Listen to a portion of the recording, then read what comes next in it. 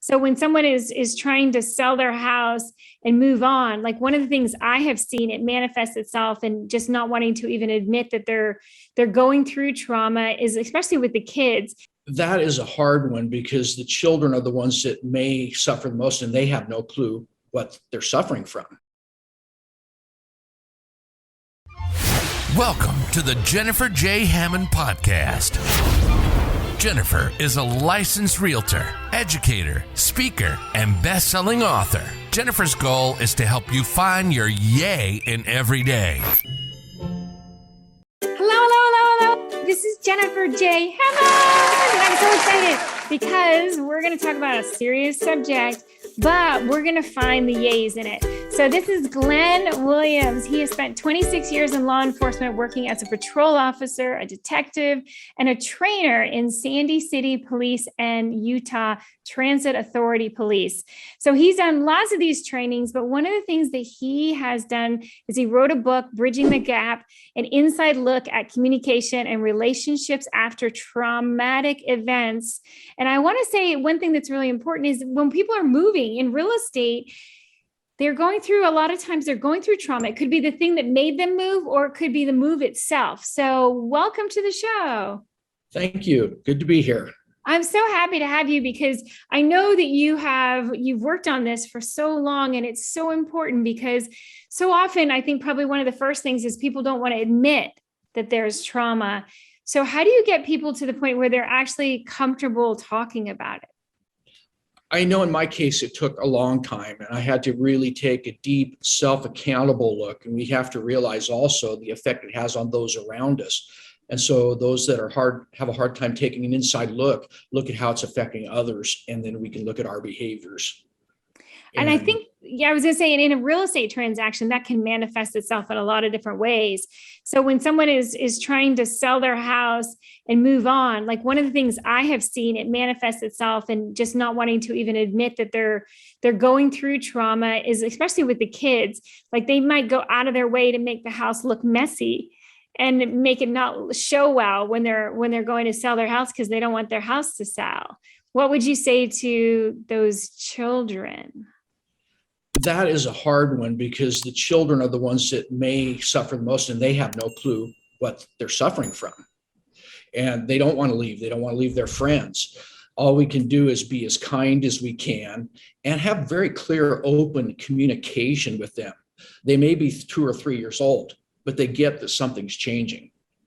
And we need to prepare them and let them know in advance as we prepare and do things. Yeah, I think it's so important to open communication when there's any kind of trauma, because trauma is something that I hate to say, I feel like we're all going to experience it at one point or another, and it's just varying degrees of how much trauma we're going to have. But in a real estate transaction, you have the family that's selling, and then of course a family that's buying, and the relocating, we have all sorts of, and I kind of laugh a little bit just because I think we can be very dramatic, but I've had so many people say, things like, I would rather have a root canal than actually move one more time.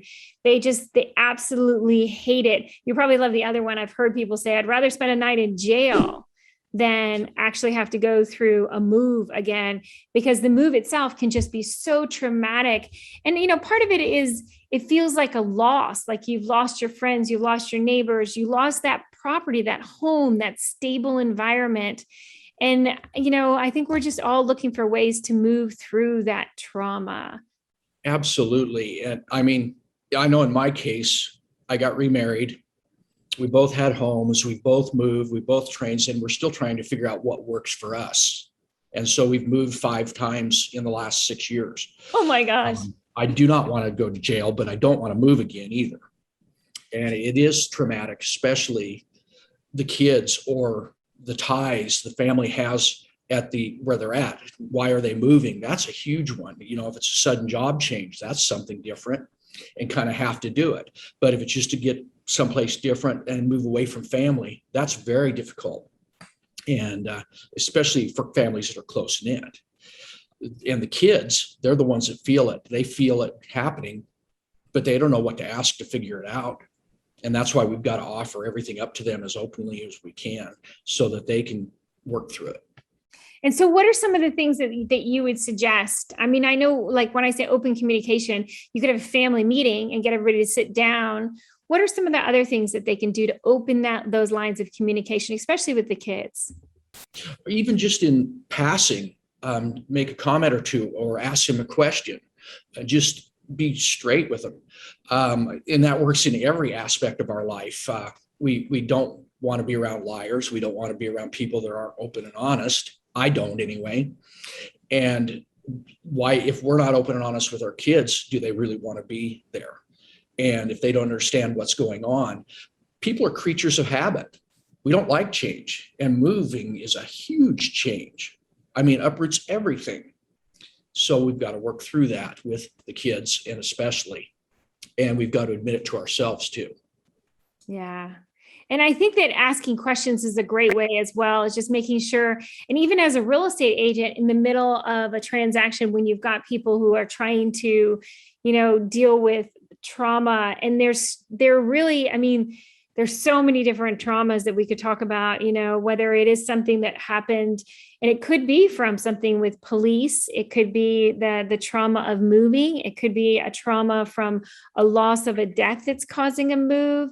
It could be a family member, or it could be someone who lost a job and now they're having to move because, again, the property they're in, they can't afford anymore. And so it's a financial move, but it's all different variations of trauma. And it affects people in different ways. And I think one of the biggest things is making sure that they don't feel like they've been made wrong. And I'm curious if you have any tips or tricks on how can you help someone not feel like they're wrong for whatever they're feeling because of the trauma they're experiencing. Yeah, it's interesting because the onsetting event is different. My son was blown up in Afghanistan. He lived, but 35 surgeries, 3 years in the hospital just so he could sort of walk again. That's trauma. Gosh. Yeah. I was a police officer for 26 years. I've seen pulled kids out of ponds and not being able to save them. I've had cars charging at me to run me down and got lucky and didn't get hurt that night. That's trauma. Moving, or your dog runs out the street and the housewife up the street and the dog runs out and gets hit by a car. That's trauma. The instigating events are much more dramatic, but trauma is trauma. And so we get to get rid of the judgment. I don't use right or wrong anymore because right and wrong are judgment terms. Right. What I do either works or it doesn't work. And that's not a judgment. I look at the results, and that's how I try to rule my life. And that is one way to get rid of the judgment. And by not having judgment, then we are accepting of the trauma that people are experiencing. I like that a lot. It's so important that, again, people feel accepted, that I feel accepted, you feel accepted, that no matter what, that we're able to express that we're in a different place. I want to say where something is happening, even if you don't fully understand it. I mean, every so often I realize that I've witnessed somebody who was in trauma, but I didn't realize that was what was happening. They were going through, like a post-traumatic kind of stress of something, whether it was, again, a war situation with veterans. I've done a lot of work with veterans, and it's amazing how, again, it feels sometimes like it's overwhelming, and moving, ironically, from one place to another can feel overwhelming. And I think another part of that is the uncertainty of I don't know. I don't even know where to get my new driver's license. I don't know where the post office is. I don't know. All of that uncertainty is something that is really, I think, adds to that trauma. Do you have any ideas or tips for that? We don't like change, and we're in the middle of a big change by moving. So my suggestion is try something new. Why not? It's a good idea. You've moved, you're doing something new. So if you don't hike and you're moved to an area where there's hiking and walking paths, go hiking and walking or bicycling, or try something different that you haven't done before. Try A lot of these things have to do with calming the trauma too. Getting outdoors is huge, and being in touch with nature is so important in dealing with trauma. I know in my case, I tried some things. I was a police officer. Our box is pretty tiny. And I started thinking outside my box. I actually went to a drum circle. Now, drum circles back in the day were drugs and hippies. Right. But they actually have some shamanic healing drum circles now. And I went, and the vibration of the drums and things was a healing process. Massage, believe it or not, is a form of meditation if you go in with the proper mindset. And so I do a lot of massages now and I love it. And I started trying meditation. There's hundreds and dozens ways to do things. You can even go into some help like rapid eye therapy, which is also known as EMDR, and they move your eyes and it takes away some of the anxiety. Those are all kind of things that are now accepted, which 10 years ago kind of go, oh, that's kind of weird. Well, and you talk about self-care. I think self-care can be defined in a lot of different ways. And I think taking a walk, exercising, and just doing things that are self-care for you. And you talked about massage. I mean, again, whatever self-care, however that is defined for you, can be amazing. And here's how important it is. People are aware of this. When you fly and they show you the oxygen mask, what do they tell you? Put yours on first, then take care of those around you. When I was an officer, we learned to run code. Driving fast was cool. Lights and sirens were exciting. But we learned that if we didn't get there, we couldn't help anybody. Right. So yes, self-care is critical. Yeah, I think the self-care is something that, again, is so overlooked, especially during trauma. And I want to say the other thing about it is, and you and I have talked about vibrations and, like that drum circle, it's so magical how much music can change you. Sometimes it's just listening to the music. Sometimes it's actually, playing the piano or playing a guitar or, whatever it is that would bring your vibration, your spirit, I have the yays. I always go, yay. So I want you to always find a way to raise that vibration. And when you're going through trauma, it's hard to find that, but I just think you keep looking. Yeah. Be creative. I don't paint very well. My aspen trees always turn out like palm trees, but that's where my mind is at that moment. Yeah. And that's where you get to go and be open. That's amazing. And even just going out and walking, or the music and playing music, is creative. And that is wonderful and balm for the soul, basically. I love the vibrations. I love it. Anything you can do that actually raises the vibrations and helps you through trauma.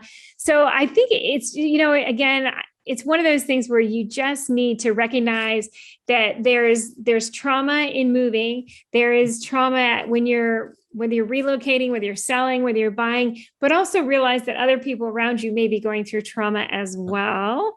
Yeah. And realize that, we're all connected, and just communicate through that, do self-care, make sure that, you're looking for others. And if people wanted to find out more about you and your book, how would they do that? I have a website that's glenwilliamspublicspeaker.com. I travel around and I teach police officers on communication relations to help reduce PTSD, divorce, and suicide. Mm-hmm. They could also, in the back of my book, is some contact information for me. And my my email is info at glenwilliamspublicspeaker.com. Perfect. Well, thank you so much. And as you know, I always love to raise the vibration and end. We'll go off air with a yay. So will you say yay with me? Absolutely.